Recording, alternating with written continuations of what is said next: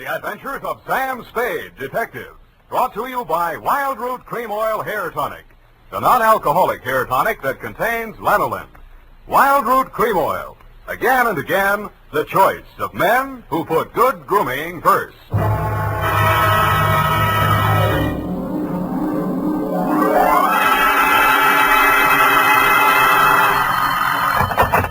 Spade Detective Agency.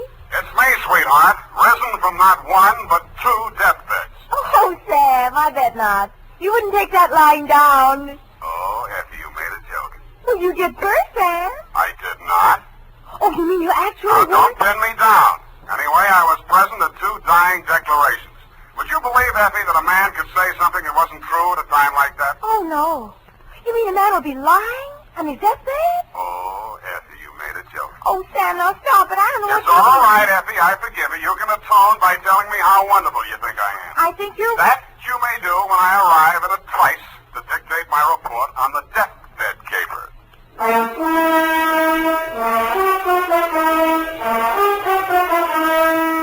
Dashiell Hammett, America's leading detective fiction writer and creator of Sam Spade, the hard-boiled private eye, and William Spear, radio's outstanding producer-director of mystery and crime drama, join their talents to make your hair stand on end with the adventures of Sam Spade. Presented by the makers of Wild Root Cream Oil for the hair. Tell me, mister, how many times a day do you have to comb your hair? Not many, I'll bet, if you groom it right first thing every morning with Wild Root Cream Oil. For this famous hair tonic grooms your hair neatly and naturally and helps it to stay that way throughout the day. Wild Root Cream Oil also relieves dryness and removes loose dandruff. With Wild Root Cream Oil, you don't have to keep combing your hair every 2 minutes. That is, unless your gal can't resist running her hands through it. Get Wild Root Cream Oil Hair Tonic. Again and again, the choice of men who put good grooming first. And now, with Howard Duff starring as Spade, Wild Root brings to the air the greatest private detective of them all in the adventures of Sam Spade.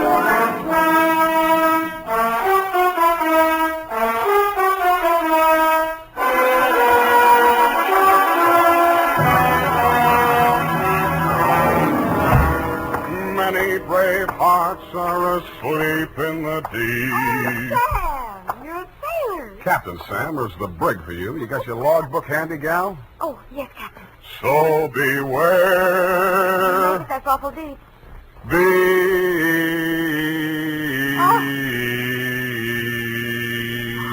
Date June 20th, 1948.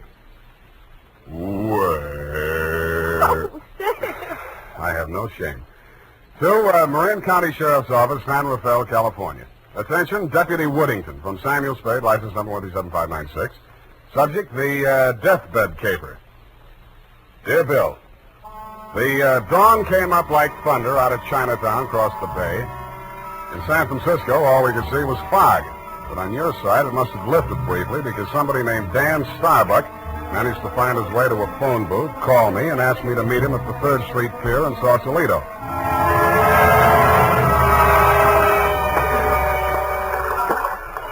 I didn't see him when I first got there. I didn't even see the pier. It was too foggy. And in the glow of the neon lights in front of the Viking saloon, I saw a man who seemed to be waiting for someone. He was a big guy with a good face, but plenty of worry on it. Mr. Spade? Yeah, Mr. Starbuck. Dan Starbuck. Come on down to the end of the pier. I'll explain as we go along. We gotta hurry. You act hot. You wanted for something? What? Not yet. What's the caper? Well, my brother's out there on his yacht, the Marguerite. He's dying. When he's dead, they may call it murder. I want to be there with a witness. That's you. In case he has anything to say about who did it. Who did? They think I did. Did you? Well, honestly, I don't know. It happened the night before last. I went out there to see him. We've hated each other for years. We've both been drinking, and we drank some more. Then there was a fight. I drew a blank somewhere. Next thing I knew, it was around midnight. I pulled myself together, went into his cabin. Gordon was lying there with his head all kicked. I realized I was covered with blood, and I was holding something in my hand, big glass paperweight. I dropped it.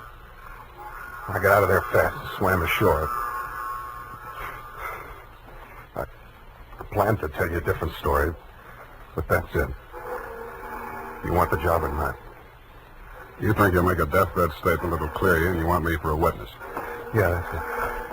You got a lot of guts. I'm hired. Good. Halverson? You down there? Halverson! Who's Halverson? He's the boatman. He'll row us out. Halverson! Hey, Nils! Johnny? Yeah. Is that you, Casino? Sure. Can I do you some favor? I want to go out to the Marguerite. I can't find Halverson anywhere. Oh, I guess I can take you. Are you sure that Yeah, you... I'm sure. Sam Spade, Del Casino. He's the bosun of the Marguerite. Glad to meet you. Sam. Any fun at Danny's? Hey, listen, Danny, you sure you want to go out there? Any reason why you shouldn't? Well, it's up to him. In his place, I would be on a freighter from China, way out there where the fog is more thicker. No, it's all right, Casino. I know what I'm doing. Well, your friend, you excuse me, your name? Spade. You pardon me, I better ask. The police don't want you for nothing? Not yet, but don't make book on it. Push us clear, Danny. All right.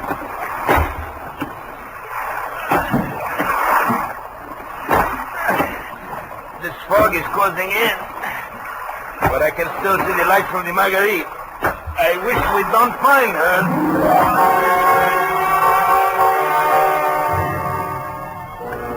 But we did. She was wearing clam diggers, an off-the-shoulder T-shirt, and was leaning against the rail as the dinghy pulled past the police launch and nestled in under the ladder of the yacht. Del? Del, is that you? Yes, Miss Starbuck. Who is that with you? Keep quiet. Del. Well, what are they saying ashore about... Oh, I thought you... You're Mrs. Starbuck? Yes? I'm Sam Spade. I'm from San Francisco. I'm a detective. Your brother-in-law's in the boat. You captured him? He wants to come aboard. He wants to... die. He's hoping your husband will say something to clear him before he dies. Is there any reason why he shouldn't come aboard? Oh, there's every reason in the world why he shouldn't. The police are in there with my husband right now. Yeah? The doctor says there's a possibility that he may regain consciousness long enough to make a dying declaration. Mm-hmm. If he's face to face with Dan, there's no telling what he'll say. I wish Dan wouldn't... My husband is dying. Dan? Yeah. What's he say? I don't know, but I think you'd better come aboard.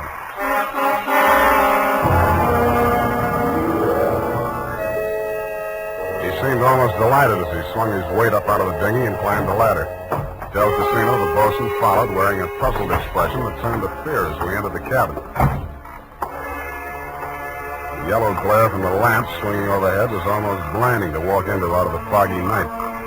The first thing I focused on was the bunk that held the dying man. His head was heavily bandaged, his skin was chalk white, and his lips were beginning to turn blue. The room was tense with waiting. Ranged around him in a semicircle were the supporting players. 2 doctors, 1 family type with a nurse, 1 police medic without, 1 sheriff with cigar, 1 police stenographer, female with pencil and notebook poised, 9/10 of a widow, and us. At 18 minutes past 7, somebody moved. The dying man. The 2 doctors rushed forward, took his pulse and blood pressure. Let's go. Adrenaline 3cc, chlorine 1, so... All right, Sheriff, he's conscious now, but you'd better hurry. All right, Mr. Starbuck, you can hear me all right? Take that down. Can you hear me? Affirmative answer. Now, Mr. Starbuck, we have to ask these questions. 1, what is your name? Please try to answer. What is your name? Gordon M. Starr. You got that? What is your name, Gordon M. Starr? That's close enough. Fill it in later. Now, Mr. Starbuck, where do you live? Where do you live? I'm dead. You got that? 1277 Marymount, Pasadena. Hey, Now, Mr. Starbuck, let's try a little harder. This is a long one. Have you been injured, and what was the cause of your injury? Yes. Hurts my You got that? Affirmative. Now, the second part. What was the cause of your injury? head. Huh? Head on head. Do you believe that you're about to die as a result of your injuries, and have you no hope of recovery? I know. No hope. Now let's get to the point. Who inflicted said injuries? Hey, Mr. Starbuck, please, you haven't much time, you know. Go away. Doc, is there anything you can do? I'm afraid not. This is ghastly. Can't you leave him alone? Can't you let him die in peace? What are you afraid of, Maggie? What are you afraid he'll say? All right. All right, tell them, Gordon. It was Dan that struck you, wasn't it? He was jealous. He always hated you for marrying me. It was Dan. Now, Mrs. Starbuck, I know how you feel, but we can't allow this sort of thing. Please step aside so we can finish up here. Mr. Starbuck. Doctor? Very low pulse. I'm not sure whether... Is Dan here? Here I am, Gordon. Tell him the truth. Do you identify this man, Mr. Starbuck? Yes. Yes, my brother. Dan. Yeah. You got that, brother Dan? He's lying. He's lying. Gordon, you know who did it. Why don't you tell the truth? What do you got to lose now? Nothing. I'm finished. You finished me. Gordon! Gordon, not yet. I'll come back. Doctor, cancer. He's dead. Well... Okay, Doc. Ennis Starbuck, it is my duty as sheriff of this county to take you into custody on suspicion of murder. I must tell you that anything you say may be held against you. You better come along too, Spade. Routine questioning, you know. Okay, Sheriff. And I don't think we'll need the handcuffs, will we, son? No, I'll go with you.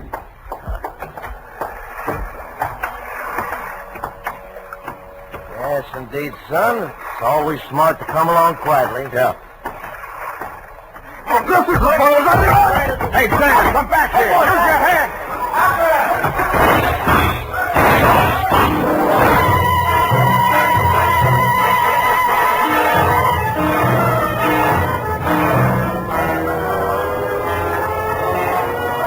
He only had one friend. He was the best friend in the world for a man on the land, the fog. The searchlights on the police launch spun frantically as the craft heeled around in a half circle to head him off. Instead of cutting the fog, the beams from the powerful lights bounced back from it and blinded the men behind them. After 10 minutes of that, they gave up. The sheriff had a theory. Don't worry. Between the fog and the currents, I doubt if we'll make it. We'll probably recover the body in the morning. And they did. But it wasn't Dan Starbuck's body. It was the bosun, Del Casino. And he was found in Richardson Bay, adrift in the dinghy from the Marguerite. Somebody had creased the skull with the same type blunt instrument that had been used on Gordon Starbuck. But Del hadn't lived long enough to make a dying declaration.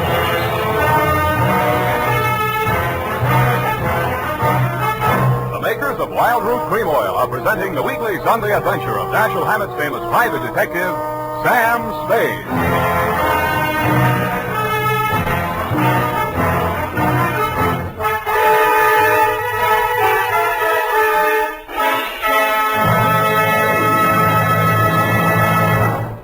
Now, here's important news on good grooming. If you want the well-groomed look that helps you get ahead, socially and on the job, listen. Recently, thousands of people from coast to coast who bought Wild Root Cream Oil for the first time were asked, how does Wild Root Cream Oil compare with the hair tonic you previously used? The results were amazing. Better than 4 out of 5 who replied said they preferred Wild Root Cream Oil. And no wonder. It gives you the advantages that men consider most important.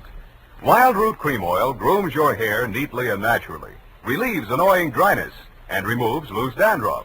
What's more, non-alcoholic Wild Root Cream Oil is the only leading hair tonic that contains soothing lanolin, that's like the oil of your skin.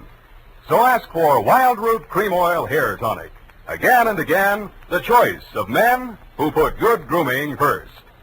By the way, smart girls use Wild Root Cream Oil too, and mothers say it's grand for training children's hair.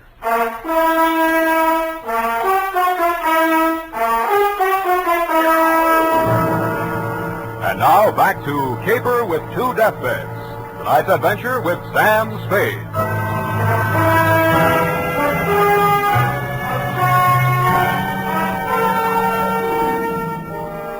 The police theory of the Del Casino killing went something like this. casino had shoved off in the dinghy to join in the search for Dan Starbuck, had rescued him and been maced for his pains. Also found in the dinghy, but not as yet worked into the police theory, were 2 items. 1, a waterproof wallet containing the seaman's papers of one Nils Halverson. 2, a tattoo mark on the right bicep of the deceased. A small heart with a name in it, Maggie. The brand new widow of the same name was waiting in my office when I got there the following afternoon. Hello? Hello to you, Mrs. Starbuck. What can I do for you? Mr. Spade, I know very little about the ethics of your profession, and... Well, are you still working for Danny? If you mean do I know where he is, the answer's no. Oh. I hoped you'd say that. Why? Because I want you to work for me. Need a new bosun? You needn't have put it quite so crudely. No, I needn't.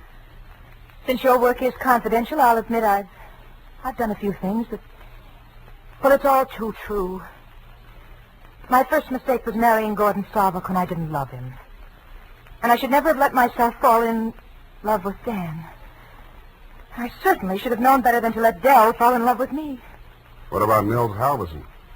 And me? Well, hardly. No. Nils Halverson was employed by my husband for various odd jobs whenever we put in at Sausalito. Mostly he'd row the guests out to the ship. He rowed Danny out the night my husband was killed. At least I think he did.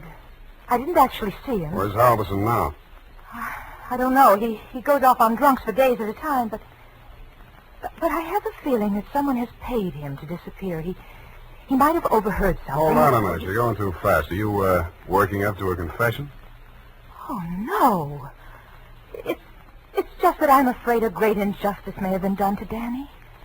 After all, Mr. Spade, a man who's dying, I don't see how he could be altogether in his right mind. Do you? The law says he is if he knows his name and address.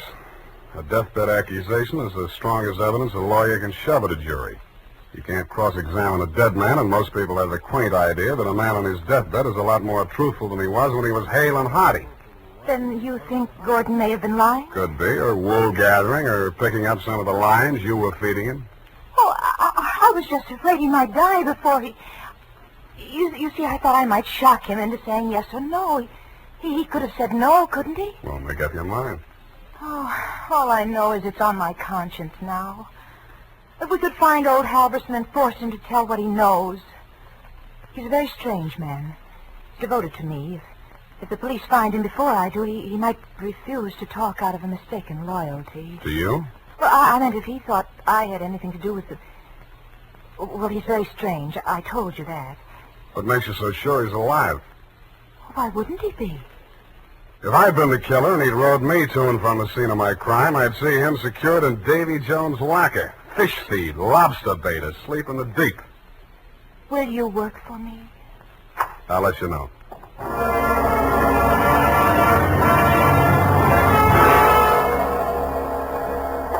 I didn't have time to get tattooed, but the rest of me was marinated enough. On my head, I was wearing a dirtied-up yachting cap. And the rest of me, I was wearing a pea jacket, dungarees, and sea boots. I was also wearing clamshell number 5 as I rolled up to the Viking saloon. Well, what did it be, mate? Akavit and Varta. Have you seen my cousin? Your cousin? Who's your cousin, Prince Valiant? No, my cousin Niels Halverson. Niels Halverson.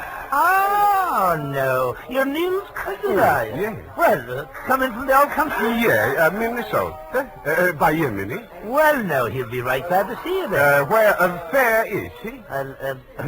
I don't want to say this too loud. Yeah. Bend over there. Yeah? He's in trouble, you know. Oh? Yes. I got him holed up down below. Oh, yeah, come on. Well, by golly, I sure been glad to be going to see my cousin Niels. Niels Halverson. Drop the axe and get Jones. Hey! Okay, Joe, I'll take over from here. Easy. Okay, Danny, my boy. I got his gun. But watch him now, watch him.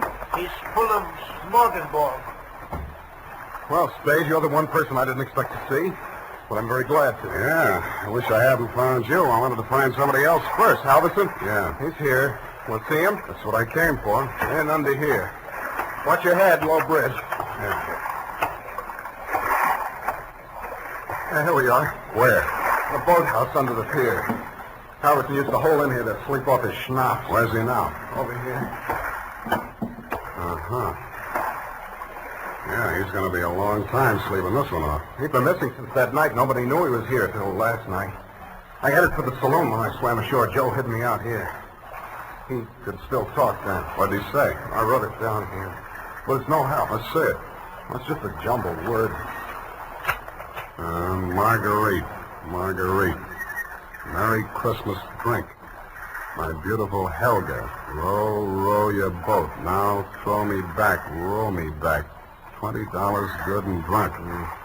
Fog rolling in. Good and drunk. Gonna be 5 days, no business.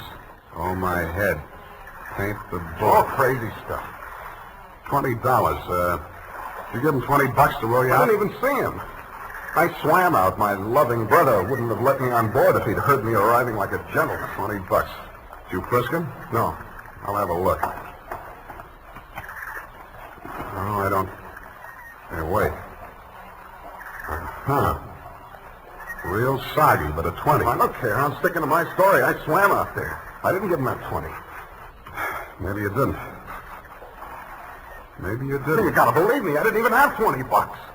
That's why I got... Shut up. What's the matter with you? What are you gonna do? Come over here, Dan. What? I don't believe a word of your story, and even if I did, it wouldn't make any difference. What are you... Shut up. You're going to stop talking and listen for a while. I stuffed a gag into his mouth and muscled him over to a piling and handcuffed him to it. He didn't even look surprised. He just stood there staring at me as if he'd lost his last friend in the world. But I wasn't looking at him as much as I was listening to those footsteps on the boards overhead. I waited for them to come back. They did. I walked across the soggy planks to where Nils Halverson lay in the shadows. Nils, I want you to answer these questions again. Now, this time I'm going to take them down. You get lots of $20 and lots of drink.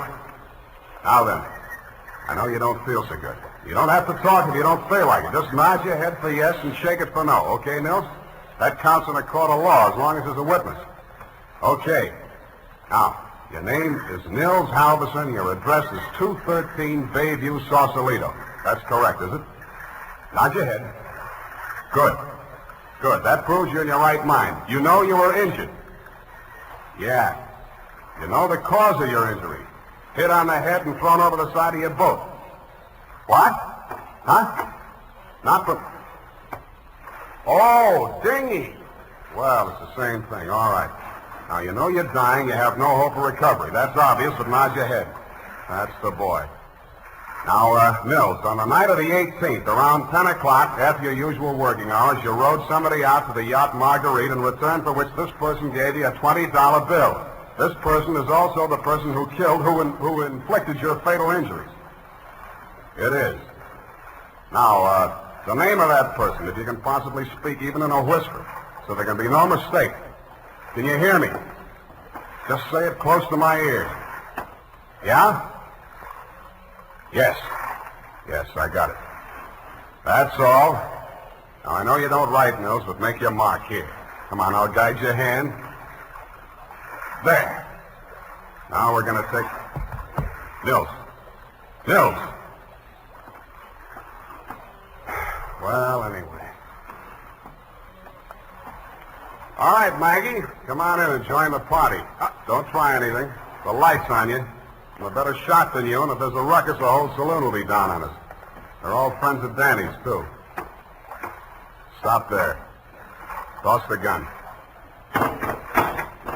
Okay. What's the matter, Angel? You look kind of scared. No. Just disappointed, that's all. Don't give up so easy, sweetheart.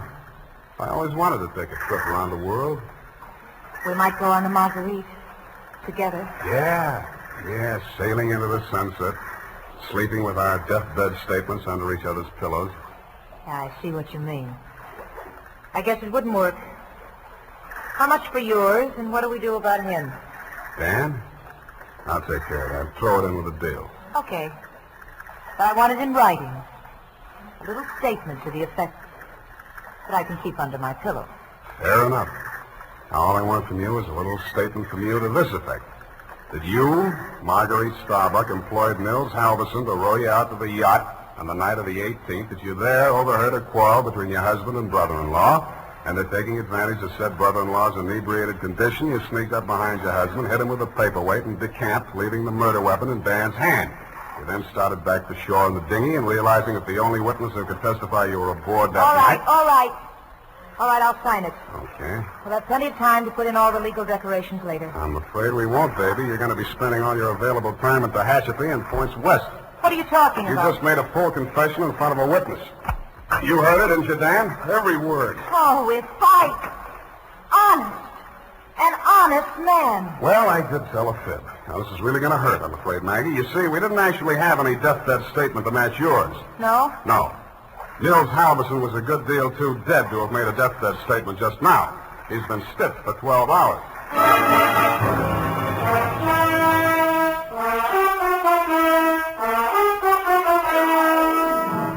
Period. End of report. Well, Sam, I'll type this right up because then I'm leaving.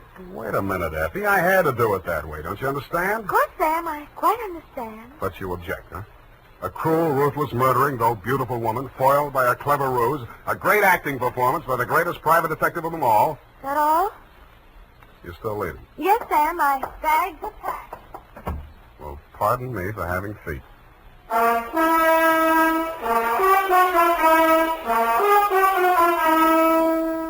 There's a reason, men. In fact, there are 5 big reasons why more men every day are turning to Wild Root Cream Oil for well-groomed hair.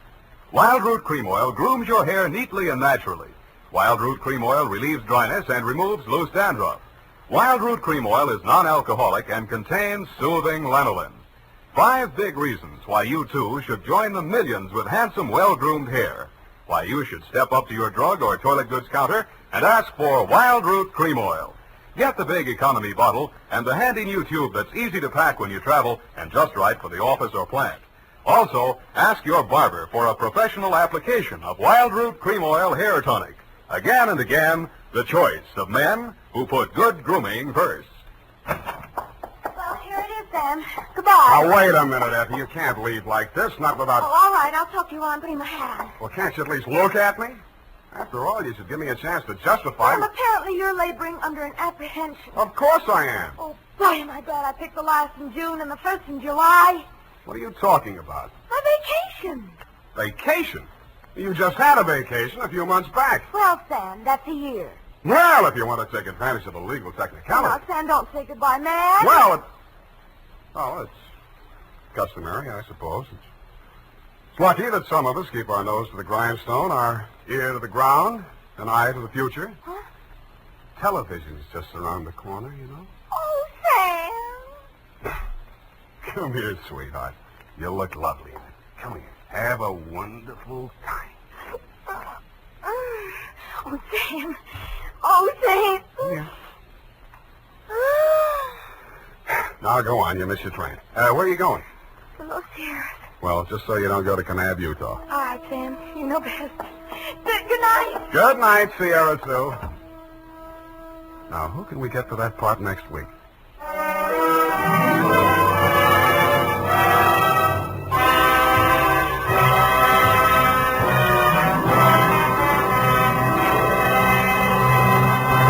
The Adventures of Sam Spade, Dashiell Hammett's famous private detective, are produced and directed by William Spear. Sam Spade is played by Howard Duff. Lorene Tuttle is Effie. The Adventures of Sam Spade are written for radio by Bob Tallman and Gil Dowd, with musical direction by Lud Gluskin.